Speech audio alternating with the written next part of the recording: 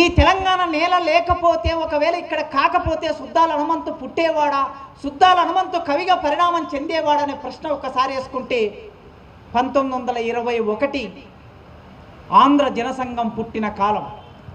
ఆంధ్ర జనసంఘం ఎందుకోసం పుట్టింది? కేవలం భాష కోసం, మాట కోసం, తెలుగు కోసం పుట్టింది.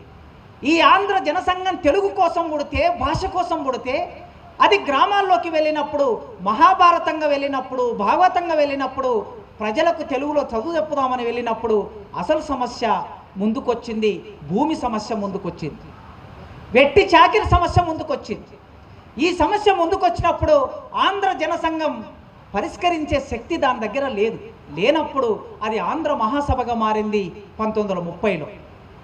1930 నాటికి సుద్దాల హనుమంతు గారి వయసు ఎంత ఉండి ఉంటుంది? 20 ఏళ్ళు, నవయౌవనం.